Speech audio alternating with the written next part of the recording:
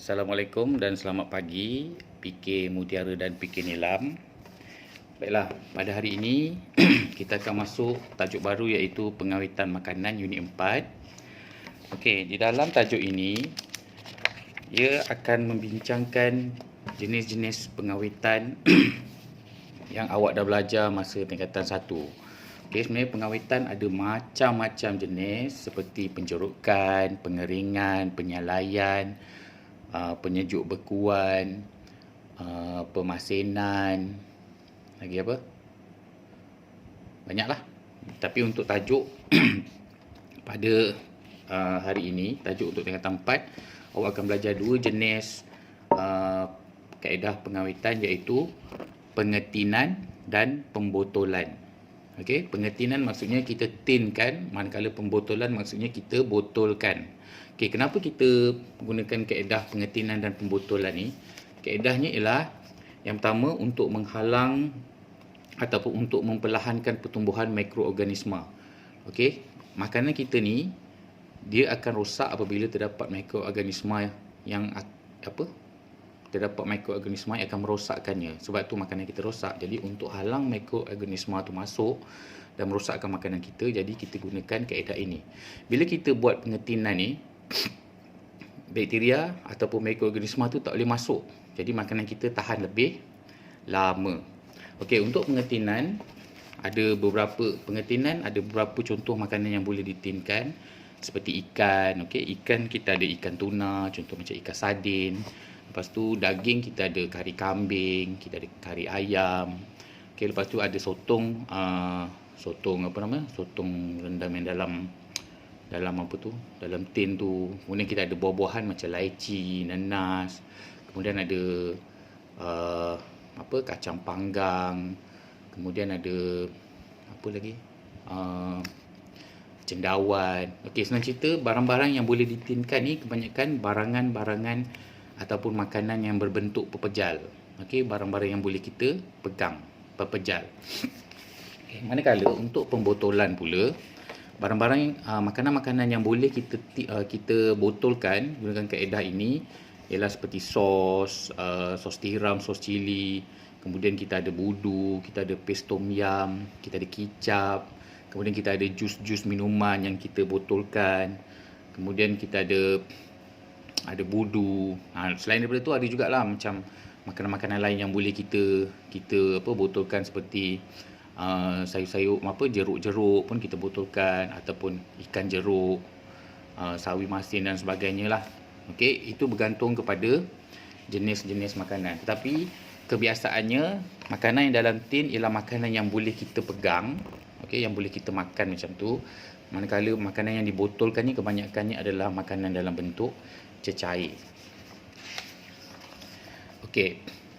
Jadi seterusnya untuk tajuk ini, apa yang awak kena pelajari ialah macam mana kita memproses makanan kita, memproses makanan secara pengetinan.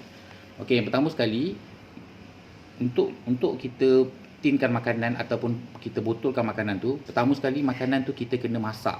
Kita kena masak, proses dulu. Bila dah diproses, dimasukkan ke dalam tin ataupun di dalam botol. Kemudian itu tengoklah apa benda makanannya. Kalau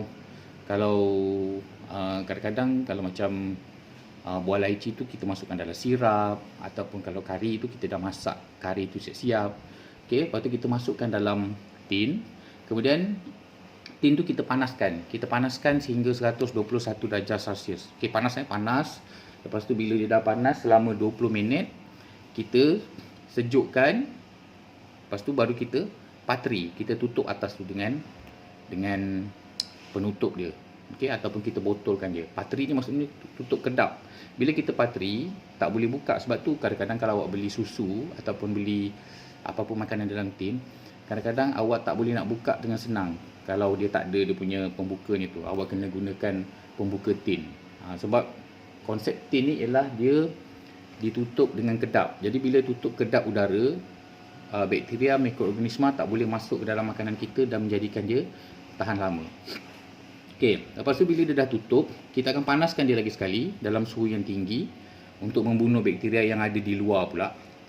Okey, yang tadi kita panaskan supaya udara tu keluar, udara yang ada dalam makanan tu keluar. Lepas tu bila kita dah tutup, kita panaskan lagi sekali untuk buang bakteria yang ada kat luar. Kemudian barulah kita labelkan, kita letak jenama dan kita simpan. Jadi untuk pembotolan dan pengetinan ni, kaedahnya akan ada 2 kali pemanasan. Okey. Yang pertama, kita panaskan dulu. Panaskan makanan tu dekat luar, dekat dalam dia tu supaya udara dia keluar. Okey. Lepas tu bila kita dah tutup, kita panaskan lagi sekali. Okey, kita panaskan lagi sekali kat bahagian luar dia pula, supaya bakteria dekat bahagian luar tu mati. So ada 2 kali pemanasan. Okey. Kalau untuk pengetinan, kaedah pengetinan ni kebiasaannya orang buat di kilang. Okey, pembotolan ni pun ada orang buat di kilang. Tapi kalau untuk di rumah, biasanya yang kita boleh buat ialah pembotolan. Pembotolan ni kita boleh buat sendiri ya. Kita boleh cari botol, bersihkan, lepas tu simpan apa makanan yang kita nak simpan. Lepas tu kita panaskan sampai dia panas, mendidih. Lepas tu baru kita tutup kedap. Lepas tu kita panaskan lagi sekali untuk buang bakteria dan kita simpan untuk bekalan kita. Okey. Kemudian bahagian yang penting, apa kepentingannya bila kita dah belajar pengetinan dan pembotolan ni? Okey, ada 7 kepentingan yang utama. Yang pertama sekali, kenapa kita tin ataupun kita botolkan? Yang pertama, makanan lebih tahan lama. Yang kedua, mudah disimpan sebab susunannya cantik. Macam kat kedai kan awak tengok cantik aje. Kemudian mikroorganisma tidak dapat membiak di dalam makanan sebab dikedap udara. Kemudian makanan yang lebih tu kita boleh simpan supaya tidak membazir. Okey, lepas tu memastikan bekalan makanan sentiasa ada. Contoh macam masa kita tengah PKP ni, makanan dalam tin tu memang sangat membantu untuk orang-orang yang tak ada makanan. Kemudian bila makanan kita dah packkan, kita dah tinkan, mudah untuk kita hantar ke tempat lain dengan lori, dengan kereta dan sebagainya sebab dia dah bungkus cantik-cantik macam tu, masuk ke dalam kotak, jadi mudah nak hantar. Berbanding dengan awak hantar sayur, awak hantar buah dalam bulat-bulat macam tu kan, nanti orang nak proses lagi. Kemudian dapat merasai makanan dari negara lain. Contohnya macam kita negara Malaysia, apa yang kita tak ada? Kebanyakannya sebab semua makanan daripada luar negara tu diorang dah bawa, dah masukkan dalam tin dan hantar kepada kita. Okey, contohnya macam king crab.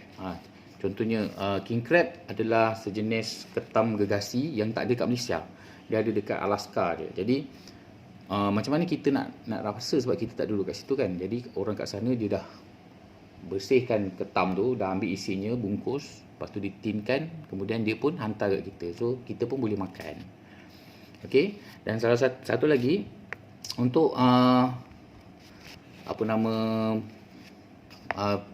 pembotolan dan pengetinan ni, kebanyakan makanan yang kita dah tinkan tu kebanyakannya boleh dimakan terus. Okey, tapi untuk lebih selamat, semua makanan yang ada dalam tin tu kita kena panaskan balik.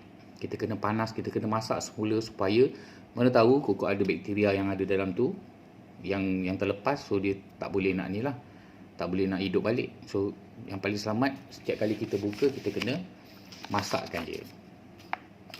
Okey, itu sahaja yang berkaitan dengan tajuk ini. Yang pertama, awak kena tahu kaedah pengetinan dan pembotolan, apa dia makanan-makanan yang boleh kita tinkan dan kita boleh botolkan. Kemudian macam mana cara kita nak buat pengetinan dan pembotolan tu, dan apa kepentingannya kepada industri makanan kita. Okey, itu sahaja. PK Mutiara dan PK Nilam. Assalamualaikum.